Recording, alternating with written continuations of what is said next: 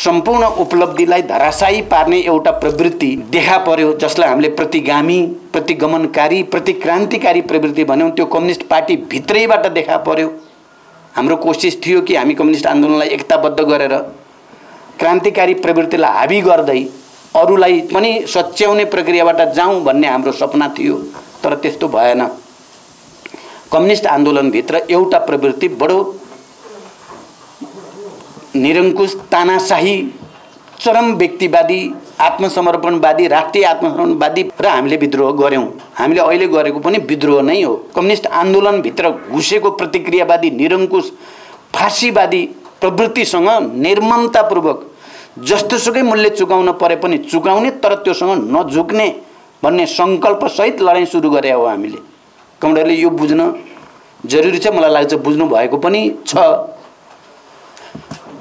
यस्तो लाग्थ्यो कि त्यो फाँसीवादी प्रवृत्तिले सर्वत्र कब्जा जमाइसक्यो, अब कहीँ पनि चाहिँ क्रान्तिकारी या प्रगतिशील वामपन्थी या लोकतन्त्रवादी या यो संविधानको रक्षा गर्न खोज्ने प्रवृत्ति हाबी हुँदैन क्यारे नेपालमा अब भने जस्तो पनि कहिलेकाहीँ मानिसहरूलाई लाग्ने गर्यो। तर क्रान्तिकारीहरूले सङ्कल्प गरिसकेपछि र जस्तोसुकै चुनौतीलाई पनि सामना गर्ने आँट गरेपछि त हुँदो रहेछ भन्ने कुराको एउटा उदाहरण अहिलेको राजनीति पनि हो। प्रतिगमन अहिलेलाई परास्त भएको छ र संविधानको रक्षा गर्ने, लोकतन्त्रको रक्षा गर्ने र राष्ट्रियताको रक्षा गर्ने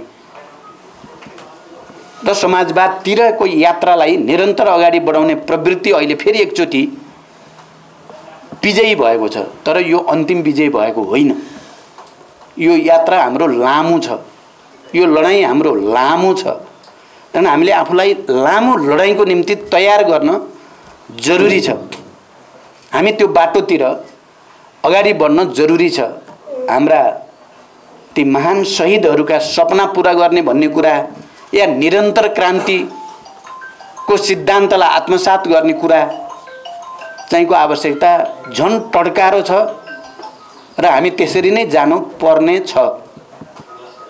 हाम्रो आफ्नै शक्तिलाई सुदृढ गर्ने कुरा, आफ्नै विचारलाई विकसित र परिमार्जित र संश्लेषित गर्ने कुरामा भन्दा अन्यसँग बढी हाम्रो चाहिँ हेलमेल भयो कि भन्ने जो आलोचना भयो या हाम्रो त्यसबाट कहीँ न कहीँ प्राथमिकता चाहिँ हाम्रो बिग्रियो कि भन्ने जो भएको छ, हामी त्यो प्राथमिकतालाई फेरि एकचोटि हाम्रो वर्ग, हाम्रो विचार, हाम्रो सिद्धान्त, हाम्रो पार्टीलाई प्राथमिकतामा राखेर अरूसँग नै गर्ने, सबैलाई एकताबद्ध गर्ने पनि हो। मैले अघि नै भनिसकेँ, कम्युनिस्ट आन्दोलन राष्ट्र जनतालाई एकताबद्ध गर्ने दायित्व पनि हामीले पूरा गर्नु छ र यसमा निरन्तर अगाडि बढ्ने सङ्कल्प गर्नु छ। अहिले अब हामी केन्द्रीय समितिले एक ढङ्गको चाहिँ ओरिएन्टेसन त बनायौँ, तर फेरि व्यवहारमा अब सङ्गठनमा हामीले कसरी कार्यविभाजनलाई त्यही अनुसार सेट गर्न सक्छौँ कि सक्दैनौँ, हामीले ठोस रूपमा चाहिँ प्रदेश, स्थानीय तह सबैलाई त्यही विश्वास पैदा गर्ने ढङ्गले सेटिङ गर्न सक्छौँ कि सक्दैनौँ। सेट गर्न भनौँ, यो सेटिङ शब्दले फेरि अर्को अर्थ लाग्ला। सेट गर्न सक्छौँ कि सक्दैनौँ भन्ने चुनौती हामीलाई छ। अब हामी लिडरसिपको कमरेडहरू अब हामी त्यसैमा केन्द्रित भएर लाग्दैछौँ। बडो प्रष्ट, सिद्धान्तमा निष्ठावान, आन्दोलनप्रति समर्पित, सबैसँग मिलनसार, फेरि सबैसँग सहज ढङ्गले व्यवहार गर्न सक्ने, मृदुभाषी, अलि बहुआयामिक प्रतिभा थियो कमरेड रामवृक्ष यादवको। उहाँ साहित्य संस्कृतिमा पनि रुचि राख्ने, पार्टीमा पनि, राष्ट्रिय अन्तर्राष्ट्रिय विषयहरूमा पनि विशेष दखल र रुचि राख्ने व्यक्ति पनि हुनुहुन्थ्यो। उहाँको शहादत त्यस्तो बेलामा भयो जति बेला नेपालको वर्ग सङ्घर्ष निकै नै नयाँ र चुनौतीपूर्ण मोडतिर जाँदै थियो।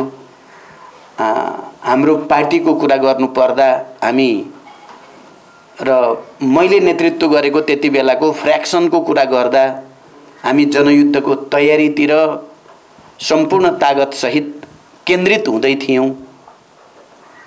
देशभरि वैचारिक राजनीतिक प्रशिक्षणहरू, संगठनात्मक क्रियाकलापहरू, प्राविधिक र फौजी रणनीति र कार्यनीतिसँग सम्बन्धित तालिमहरू यी सबै चल्दै थिए। ठिक त्यस्तै बेलामा उहाँको शहादत भयो। त्यो पनि बडो निर्ममतापूर्वक उहाँ एउटा कार्यक्रम सम्पन्न गरेर फर्किँदै गर्दा नहरको डिलमा त्यति बेलाका भिजिलान्ते काङ्ग्रेससँग सम्बन्धित मानिसहरूले कोदालोले र त्यस्ता धारिलो हतियारले बडो निर्मम ढङ्गले प्रहार गरेर उहाँको मृत्यु भयो। त्यो खबर हामी सबैको निम्ति बडो स्तब्ध पार्ने खालको खबर हुन गयो, किनकि केही समय पहिले मात्रै पार्टीको एउटा विस्तारित बैठक भएको थियो र त्यो विस्तारित बैठकले अहिले कमरेड प्रकाशले भने जस्तै एउटा नयाँ सङ्कल्प त्यति बेला पनि गरिएको थियो। हामी अब समर्पित रूपले नेपालमा वर्ग सङ्घर्षलाई नयाँ उचाइमा उठाउने भनेर प्लान मैले पेश गरेको थिएँ। त्यहाँ कमरेड रामवृक्ष यादवले मन्तव्य पनि दिनुभएको थियो र गीत पनि गाउनु भएको थियो। त्यो तरङ्ग देशभरिको प्रतिनिधि कमरेडहरूको दिमागमा निकै गहिरो गरी चाहिँ पैदा भएको थियो। सबैले कमरेड रामवृक्ष यादवलाई संवेदनशील रूपमा एउटा आफ्नो सहृदय नेताको रूपमा आत्मसात गर्ने बनेको थियो त्यो विस्तारित बैठक। त्यहाँ विदेशी कम्युनिस्ट आन्दोलनका नेताहरू पनि थिए। उनीहरूले पनि कमरेड रामवृक्ष यादवको अलि खुलेर प्रशंसा पनि गरेका थिए। त्यसरी राष्ट्रिय रूपमा पनि अन्तर्राष्ट्रिय रूपमा पनि एउटा क्रान्तिकारी नेताको रूपमा कमरेड रामवृक्ष यादव त्यो बैठक विस्तारित बैठकबाट स्थापित हुनुभएको थियो र देशभरि युद्धको तयारीमा लागेका कार्यकर्ताहरूको निम्ति एउटा ऊर्जा जस्तो रामवृक्ष यादव आफैमा एउटा ऊर्जा शक्ति जस्तो बन्न गएको बेला थियो। ठिक त्यस्तो बेलामा उहाँको यसरी हत्या भइसकेपछि त्यो उहाँको शहादत भयो, ठुलो क्षति त भयो, तर त्यो शहादत यस्तो शहादत हुन पुग्यो कि हामीले युद्धको तयारी गर्ने भन्ने कुरा सजिलो कुरा त थिएन, सरल कुरा थिएन, धेरै नै जोखिमपूर्ण कुरा थियो। मानिसहरूलाई हाँसी हाँसी बलिवेदीमा हाम फाल्ने, मर्न तयार हुने, बनाउने भन्ने कुरा सजिलो कुरा त थिएन। तर कमरेड रामवृक्ष यादवको शहादतले भर्खरै विस्तारित बैठकबाट फर्केका कार्यकर्ता र नेताहरूमा एउटा यस्तो शक्ति पैदा भयो कि अब उहाँको बदला लिन हामी चाहिँ मृत्युसँग खेल्नै पर्छ भन्ने एउटा सङ्कल्प पैदा भयो। म सबैतिर प्रशिक्षणमा गएको थिएँ त्यति बेला र प्रशिक्षणको एउटा मुख्य विषय कमरेड रामवृक्ष यादवको बलिदान र त्यसलाई हामीले कसरी बुझ्ने र हामी जो वर्ग सङ्घर्ष आन्दोलनलाई नयाँ उचाइमा उठाउन खोजेका छौँ त्यसको निम्ति कमरेड रामवृक्ष यादवको बलिदानलाई कसरी ऊर्जाको रूपमा प्रयोग गर्ने भन्ने विषय नै एउटा मुख्य विषय हुने गरेको थियो र त्यसले वर्ग दुश्मनहरूप्रतिको घृणा पार्टीका नेता कार्यकर्ताहरूमा र समर्थक शुभचिन्तक जनतासम्म पनि वर्ग वैरीहरूप्रति निकै चर्को घृणा बोध गरायो त्यसले र बदला भाव चाहिँ प्रतिक्रियावादीहरूलाई सजाय दिनै पर्छ, उनीहरूलाई चाहिँ उनीहरूले गरेको अपराधको चाहिँ मूल्य उनीहरूले चुकाउनै पर्छ, त्यसकारण चाहिँ जनयुद्ध ठिक छ भन्ने एउटा माहौल त्यसले बनाइदिएको थियो। आज 27 वर्षपछि कमरेड रामवृक्ष यादवलाई सम्झिँदा मैले त्यति बेलाको यो घटनाक्रम थियो र आज हामी फेरि नयाँ सन्दर्भमा कम्युनिस्ट आन्दोलनलाई एकताबद्ध गर्ने र हाम्रो पार्टीलाई पुनर्निर्माण गर्ने एउटा सङ्कल्प भर्खरै केन्द्रीय समितिको बैठकबाट गरिएको छ, जसको मैले भने कम्प्रिहेन्सिभ व्याख्या कमरेड प्रकाशले गरिसक्नु भएको छ। म के पनि सम्झेको छु भने उहाँको हत्या भएको भोलिपल्टै हो या उही दिन, म अलिकति कन्फ्युज भएँ। म बर्दिवास पुगेको छु, भोलिपल्ट बर्दिवास पुगेको छु। त्यति बेला पार्टीमा यो चाहिँ विचार प्रवृत्तिको अलिकति सङ्घर्ष थियो, दुई धार भएका थियौँ, हामी अलग अलग जस्तो भइसकेको थियौँ।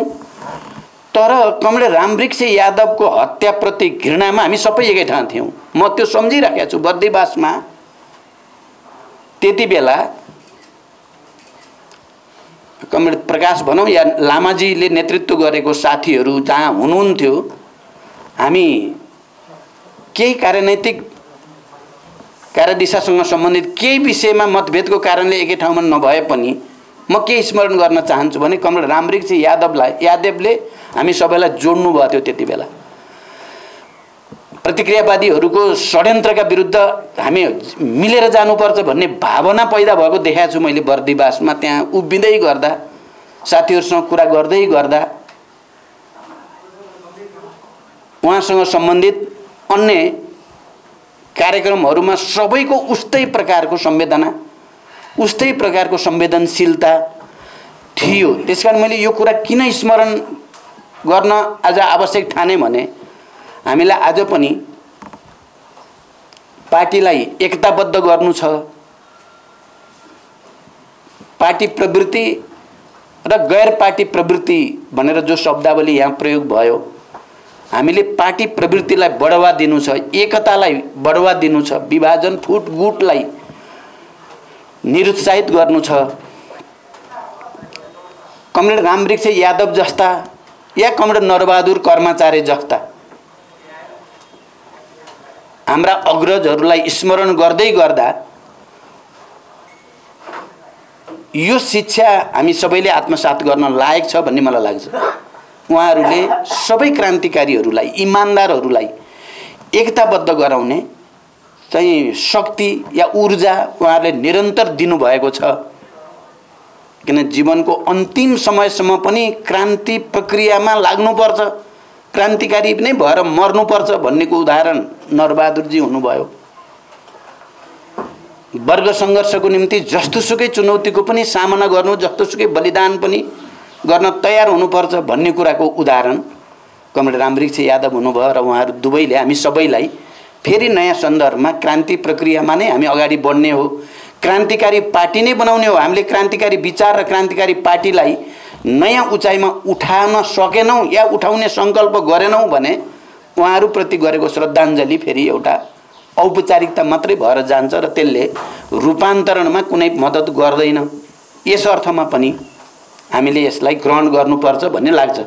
अहिले अब नेपालमा सबै सकारात्मक शक्तिहरूलाई एकताबद्ध गर्ने कुरा हो। कम्युनिस्ट आन्दोलनका सबै सकारात्मक विचार प्रवृत्ति शक्तिलाई एकताबद्ध गर्ने कुराको आवश्यकता छ। हामीले केन्द्रीय समितिको बैठकमा भन्न खोजेको कुरा र गर्न खोजेको कुरा पनि हामीले कम्युनिस्ट आन्दोलनको एकताको झण्डा उठाउने हो, तर क्रान्तिकारी विचार सिद्धान्त र पद्धतिको आधारमा, विधिको आधारमा एकताको झण्डा उठाउने हो। हामीले राष्ट्रिय एकताको झण्डा उठाउने हो, राष्ट्रिय स्वाधीनतालाई सुदृढ गर्ने उद्देश्यको साथ सबै खाले प्रतिक्रियावादी साम्राज्यवादका विरुद्ध सङ्घर्ष गर्दै राष्ट्रिय एकतालाई सुदृढ गर्ने हो। आन्तरिक रूपमा जो विभेद छ विभिन्न जाति भाषा क्षेत्र समुदायमा, त्यो विभेदको अन्त्य गर्दै आन्तरिक राष्ट्रिय एकता सुदृढ गर्ने कुरा र सबै वैदेशिक दबाव हस्तक्षेपका विरुद्ध राष्ट्रलाई एकताबद्ध गर्ने त्यो झण्डा हामीले उठाउने हो। आम नेपाली जनताको एकताको झण्डा र समृद्धि समाजवाद निर्माणको झण्डा उठाउने हो हामीले। र त्यसको निम्ति हाम्रा यस्ता महान शहीदहरूको कार्यक्रम गर्दा एउटा प्रेरणा, एउटा सङ्कल्प, प्रतिबद्धता अभिव्यक्त गर्ने शक्ति उहाँहरूले प्रदान गर्नुहुन्छ। हामीले त्यसलाई आत्मसात गर्नुपर्छ भन्ने मलाई लाग्छ। क्रान्ति एउटा लामो प्रक्रिया हो। हामीले किताबमा सिद्धान्तमा त प्राय सबैले बुझेका छौँ, पढेका छौँ।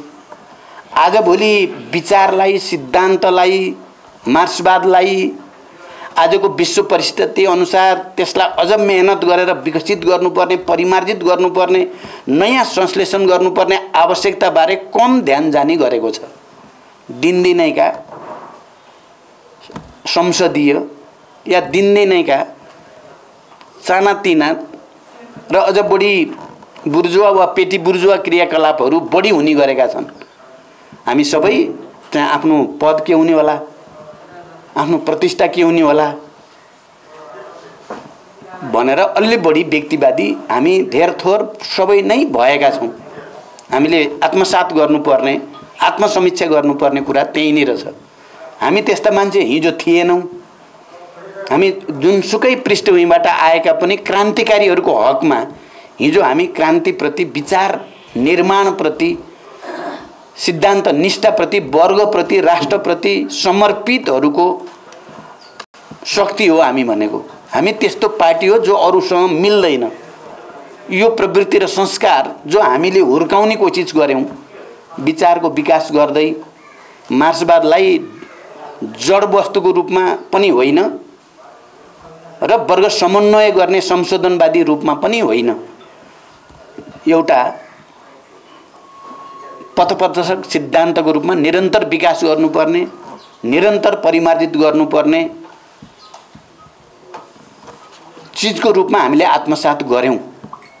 हामी जडतामा नै बसेनौं, हामी अनुभववादतिर पनि हामी धेरै गएनौं।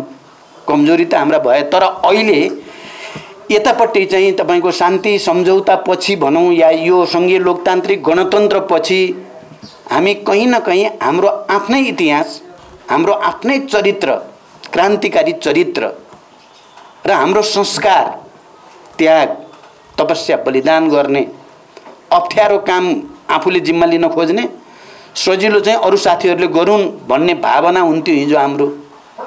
आजभोलि त्यस्तो छैन, बरु उल्टो जस्तो छ।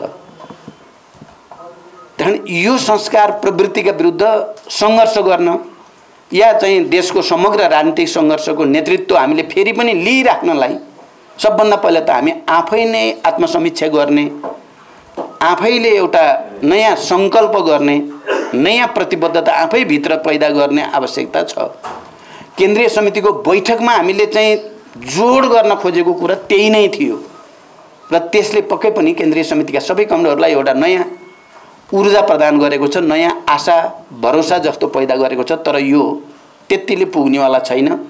हामी राष्ट्रिय सम्मेलनसम्म गएर विचारलाई अझ बढी परिमार्जित गर्ने, अगाडि महाधिवेशनसम्म गएर अझ बढी गर्ने, किनकि हामीले गर्ने कुराको चाहिँ खाली नेपालमा मात्र होइन, हामीले राम्रो गर्न सक्दा विचारलाई नयाँ ठाउँमा विकसित गर्न सक्दा त्यो नेपालको कम्युनिस्ट आन्दोलन, नेपालको राष्ट्रिय राजनीतिक आन्दोलन र अन्तर्राष्ट्रिय कम्युनिस्ट आन्दोलनलाई पनि ठुलो योगदान गर्न सक्ने सम्भावना हाम्रो पार्टीसँग छ। तर हामीले त्यसो गर्न सकेनौं भने फेरि अघि यहाँ भनिए जस्तै हामीले आफ्नो औचित्य सिद्ध गर्न नसक्ने र विघटन र विसर्जनको एउटा भयानक भूमरीमा हामी पर्ने खतरा छ। त्यस्तो हुन दिने छैनौं हामी। हाम्रा महान शहीदहरूको त्याग र बलिदानले, त्यो हजारौं शहीदहरू, हजारौं क्रान्तिकारीहरूको योगदानको बलमा त्यसलाई सम्मानित गर्दै हामी चाहिँ अन्तिम समयसम्म लड्छौं। लडेर चाहिँ हामी चाहिँ नयाँ चीज बनाइ छाड्छौं भन्ने संकल्प हामीले लिन बल गरेका छौं। र अहिले केन्द्रले जे बल गरेछ तपाईहरु सबैले पनि बुझिदिनु भएन, आत्मसात गरिदिनु भएन, तलबाट सहयोग भएन भने फेरि त्यसलाई पूरा गर्न धेरै नै कठिन हुन्छ। त्यसैले कमरेड रामवृक्ष यादवलाई स्मरण गर्दै गर्दा सबैले अलिकति नयाँ ढंगले सोचौं। सबै खाले आग्रह, पूर्वाग्रह, व्यक्तिवादी, गुटवादी, स्वार्थी प्रवृत्तिमाथि विजय हासिल गर्नको निम्ति पहिला माओ सेतुङले चाहिँ सधैँ भन्नुहुन्थ्यो अवसरवादका विरुद्ध संघर्षको क्रममा अवसरवाद र संशोधनवादका विरुद्ध संघर्ष सबभन्दा पहिला आफै भित्रबाट सुरु गर्नुपर्छ भन्नुहुन्थ्यो क्या। आफै भित्रको कमजोरीका विरुद्ध संघर्ष गरेर मात्रै बाहिरको अवसरवाद र संशोधनवादलाई परास्त गर्न सकिन्छ भन्नुहुन्थ्यो। त्यो सही कुरा नै हो। हामी सबैले आफै भित्रको कमीलाई चाहिँ सच्याउने संकल्प गर्यौं भने अनि होल पार्टी, होल आन्दोलन र राष्ट्रलाई नै हामी एउटा नयाँ गति दिन सकिन्छ भन्ने लाग्छ। अब अहिले देशको राजनीति तपाई हामी सबैले बुझेकै छौं। सम्पूर्ण उपलब्धिलाई धराशायी पार्ने एउटा प्रवृत्ति देखा पर्यो, जसलाई हामीले प्रतिगामी, प्रतिगमनकारी, प्रतिक्रान्तिकारी प्रवृत्ति भन्यौं। त्यो कम्युनिस्ट पार्टी भित्रैबाट देखा पर्यो। हाम्रो कोसिस थियो कि हामी कम्युनिस्ट आन्दोलनलाई एकताबद्ध गरेर क्रान्तिकारी प्रवृत्तिलाई हावी गर्दै अरूलाई पनि सच्याउने प्रक्रियाबाट जाउँ भन्ने हाम्रो सपना थियो। तर त्यस्तो भएन। कम्युनिस्ट आन्दोलन भित्र एउटा प्रवृत्ति बडो निरंकुश, तानाशाही, चरम व्यक्तिवादी, आत्मसमर्पणवादी, राष्ट्रिय आत्मसमर्पणवादी प्रवृत्तिको रूपमा देखा पर्यो र हामीले त्यसका विरुद्ध संघर्ष गर्नुपर्ने, हामीले पनि निर्मम ढंगले नै संघर्ष गर्नुपर्ने आवश्यकता महसुस गर्यौं। हामीले विद्रोह गर्नुपर्ने, त्यो प्रवृत्तिका विरुद्ध विद्रोह गर्नै पर्ने स्थिति देख्यौं र हामीले विद्रोह गर्यौं। हामीले अहिले गरेको पनि विद्रोह नै हो। त्यो प्रवृत्तिसँग निर्ममतापूर्वक त्यसको प्रतिवाद नगरिकन र अनि हामीले आफैलाई सच्याउँछौँ भन्ने सङ्कल्पसहित विद्रोह नगरिकन चाहिँ त्यसलाई परास्त गर्न सकिँदैन थियो। त्यसकारण हामीले आफ्नै कमजोरीलाई पनि हामीले आत्मसमीक्षा गऱ्यौँ र त्यो गलत कम्युनिस्ट आन्दोलनभित्र घुसेको प्रतिक्रियावादी निरङ्कुश फाँसीवादी प्रवृत्तिसँग निर्ममतापूर्वक जस्तोसुकै मूल्य चुकाउन परे पनि चुकाउने, तर त्योसँग नझुक्ने भन्ने सङ्कल्पसहित लडाइँ सुरु गरे हो हामीले। कमरेडले यो बुझ्न जरुरी छ, मलाई लाग्छ बुझ्नु भएको पनि छ। यस्तो लाग्थ्यो कि त्यो फाँसीवादी प्रवृत्तिले सर्वत्र कब्जा जमाइसक्यो, अब कहीँ पनि चाहिँ क्रान्तिकारी या प्रगतिशील वामपन्थी या लोकतन्त्रवादी या यो संविधानको रक्षा गर्न खोज्ने प्रवृत्ति हाबी हुँदैन क्यारे नेपालमा अब भने जस्तो पनि कहिलेकाहीँ मानिसहरूलाई लाग्ने गर्यो। तर क्रान्तिकारीहरूले सङ्कल्प गरिसकेपछि र जस्तोसुकै चुनौतीलाई पनि सामना गर्ने आँट गरेपछि त हुँदो रहेछ भन्ने कुराको एउटा उदाहरण अहिलेको राजनीति पनि हो। प्रतिगमन अहिलेलाई परास्त भएको छ र संविधानको रक्षा गर्ने, लोकतन्त्रको रक्षा गर्ने र राष्ट्रियताको रक्षा गर्ने र समाजवादतिरको यात्रालाई निरन्तर अगाडि बढाउने प्रवृत्ति अहिले फेरि एकचोटि विजयी भएको छ। तर यो अन्तिम विजय भएको होइन। यो यात्रा हाम्रो लामो छ, यो लडाइँ हाम्रो लामो छ। त्यहाँदेखि हामीले आफूलाई लामो लडाइँको निम्ति तयार गर्न जरुरी छ। हामी त्यो बाटोतिर अगाडि बढ्न जरुरी छ। हाम्रा ती महान शहीदहरूका सपना पूरा गर्ने भन्ने कुरा या निरन्तर क्रान्तिको सिद्धान्तलाई आत्मसात गर्ने कुरा चाहिँको आवश्यकता झन् टड्कारो छ र हामी त्यसरी नै जानु पर्ने छ। त्यसकारण कमरेडहरू, हामी यस खालका संक्षिप्त भए पनि महान शहीदहरूलाई स्मरण गर्ने, ती हजारौं शहीदहरू,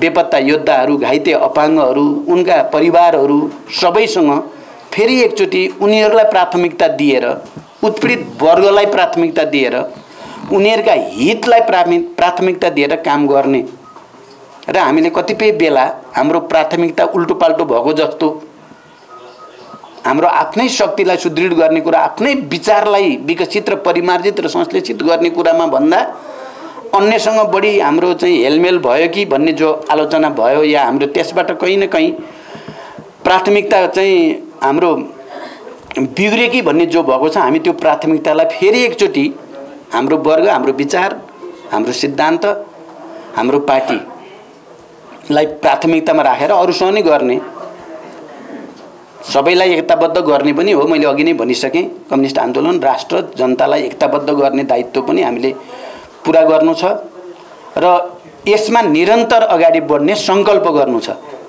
अहिले अब हामी केन्द्रीय समितिले एक ढङ्गको चाहिँ ओरिएन्टेसन त बनायौँ, तर फेरि व्यवहारमा अब सङ्गठनमा हामीले कसरी कार्यविभाजनलाई त्यही अनुसार सेट गर्न सक्छौँ कि सक्दैनौँ, हामीले ठोस रूपमा चाहिँ प्रदेश, स्थानीय तह सबैलाई त्यही विश्वास पैदा गर्ने ढङ्गले सेटिङ गर्न सक्छौँ कि सक्दैनौँ।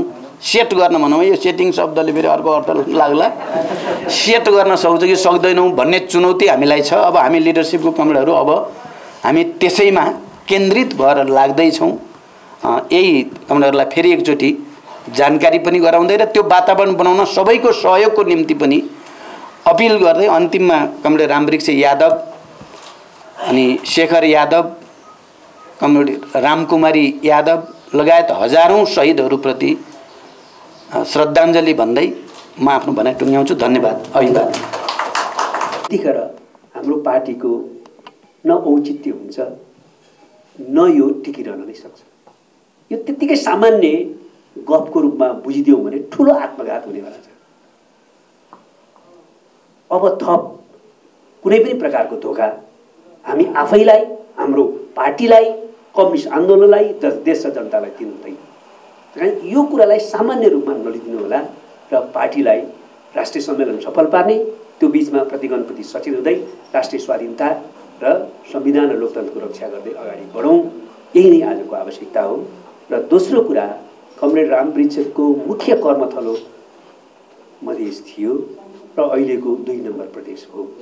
त्यो 2 नम्बर प्रदेशको पार्टी निर्माणका लागि सबै पार्टी प्रवृत्ति भन्छु म, पार्टीभित्रको सकारात्मक प्रवृत्ति जसले पार्टीको क्रान्तिप्रतिको निष्ठा, विचार, राजनीति, कार्यदिशालाई आत्मसात गर्छ, जो अहिले अध्यक्ष कमले भन्नुभएको भनेर मैले भने र पार्टीको सेन्ट्रल कमिटीले आत्मसात गरेको भनेर भने यो पार्टीलाई रूपान्तरण पुनर्गठनपर्छ भन्ने प्रवृत्ति चाहिँ पार्टी प्रवृत्ति हो। त्यो प्रवृत्तिलाई सुदृढ गर्न र पार्टी निर्माण गर्न सबै एकताबद्ध हुनुहोस्। जहाँ जहाँ गैर पार्टी प्रवृत्ति छ त्यो प्रवृत्तिको विरुद्ध सङ्घर्ष गर्न आवश्यक छ भने पनि सङ्घर्ष गरेर यो पार्टी निर्माण 2 नम्बरमा गरौँ। त्यसको निम्ति पनि म विशेष अपिल गर्न चाहन्छु। धन्यवाद। लाल सलाम।